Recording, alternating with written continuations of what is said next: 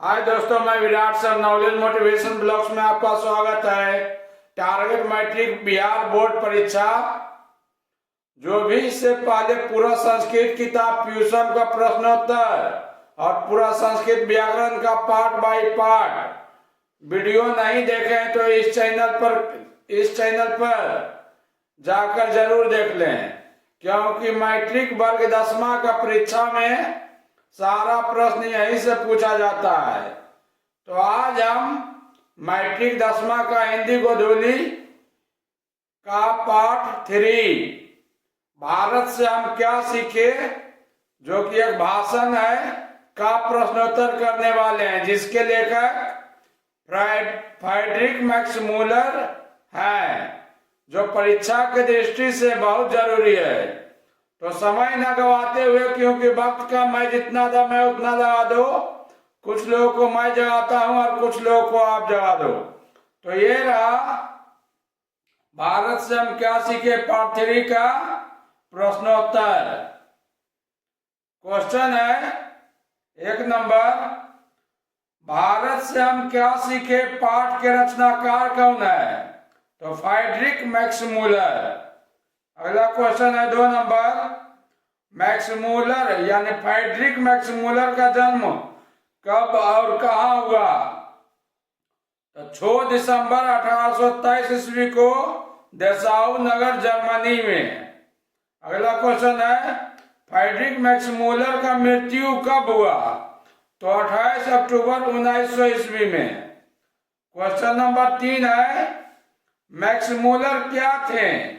तो मैक्समूलर भारत भक्त थे, यानी भारत के भक्त थे, और संस्कृतानुरागी थे, और वेदों के प्रति अगाध आस्था रखने वाले व्यक्ति थे। क्वेश्चन है 3 नंबर, मैक्समूलर क्या थे? तो भारत भक्त थे, संस्कृतानुरागी थे, और वेदों के प्रति अगाध आस्था रखने वाले व्यक्ति थे। क्वेश्चन नंबर 4 है, स्वामी विवेकानंद ने मैक्समूलर को क्या कहा?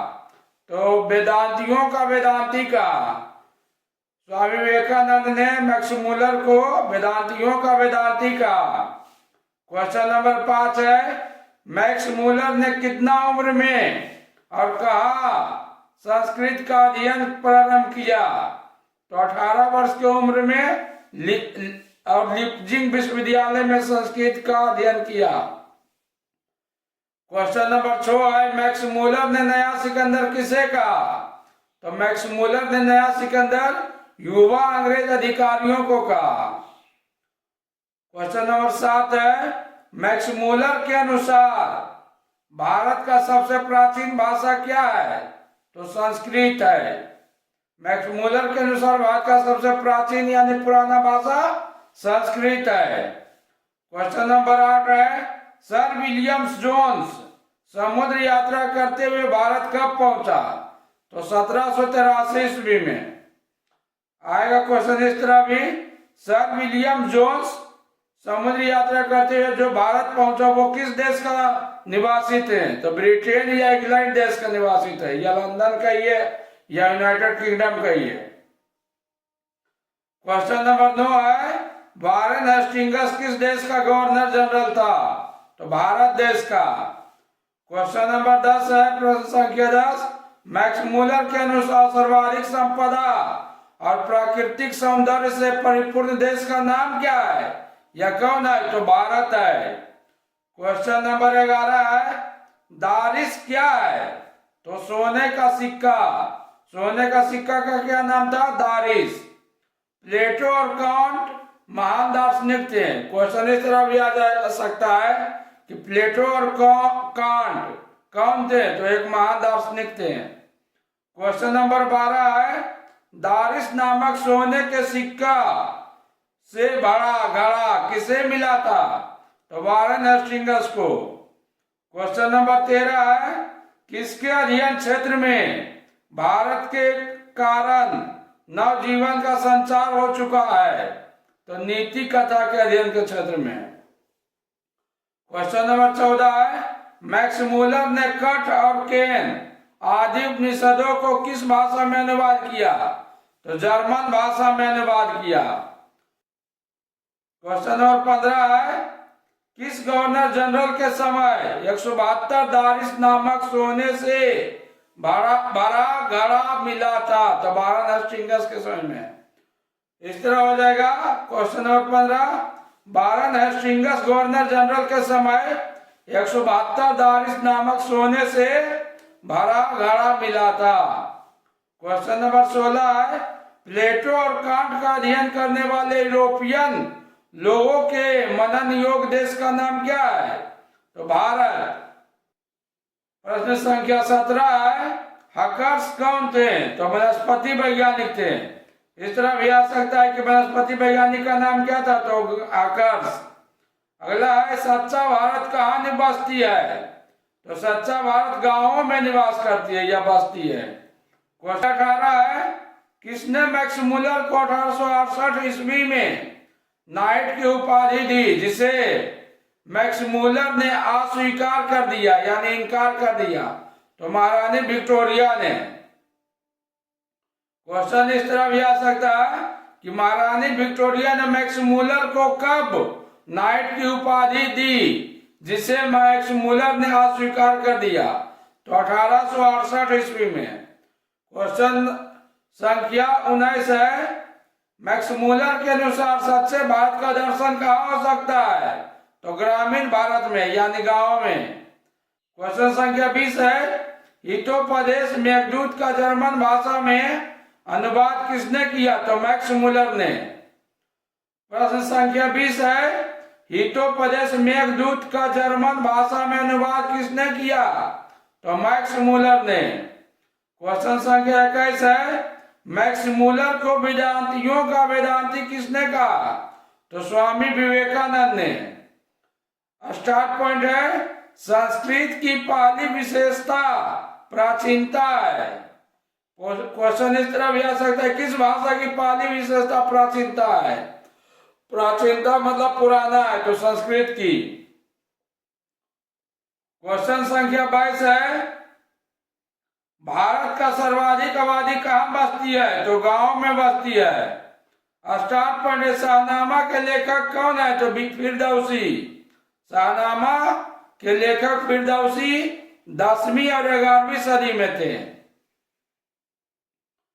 प्रश्न संख्या 23 है, वारन हेस्टिंग्स कहाँ का जो गवर्नर जनरल था? तो भारत का।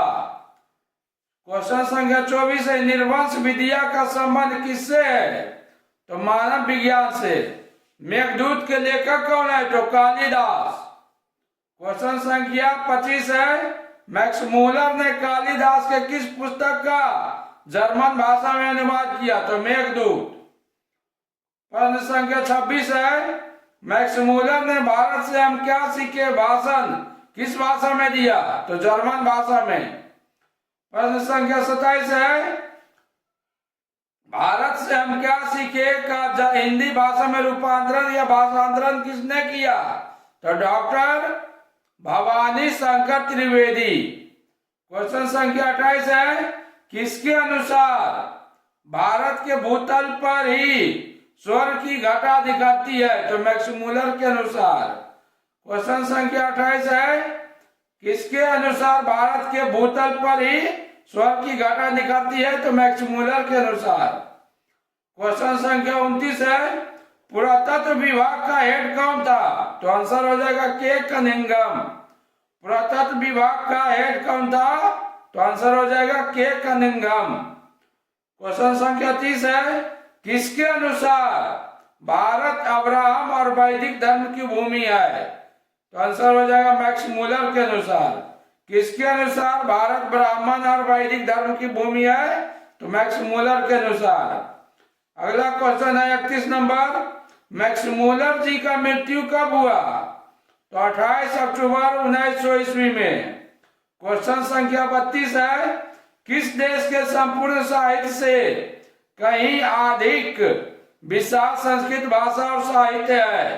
तो यूनान और रोम देश के। क्वेश्चन संख्या 32 है, किस देश के संपूर्ण साहित्य से कहीं अधिक विशाल संस्कृत भाषा और साहित्य है? तो आंसर हो जाएगा यूनान और रोम देश के। क्वेश्चन संख्या 33 है, मैक्स मूलर के पिता का क्या नाम था? तो विल्हेम मूलर।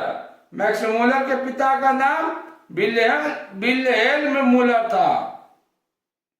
क्वेश्चन संख्या 34 है, वारेन हेस्टिंग्स के समय कहा 172 दारिस नामक सोने के सिक्के मिले थे?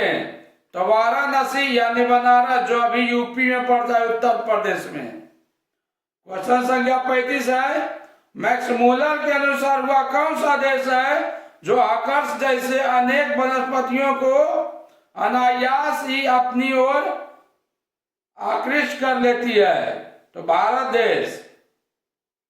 क्वेश्चन संख्या 35 है, मैक्स मूलर के अनुसार वह कौन सा देश है जो आकर्ष जैसे अनेक वनस्पति वैज्ञानिक को अनायास ही अपनी ओर आकृष्ट कर लेती है? तो आंसर हो जाएगा भारत देश। हमारा इच्छा सबको शिक्षा। तो वेल दोस्तों, मिलते हैं अगले वीडियो में अगले पार्ट के साथ। दोस्तों, जब तक परीक्षा खत्म ना हो जाए तब तक पढ़ाई करते रहो, क्योंकि ये दुनिया मेहनत नहीं रिजल्ट देखती है।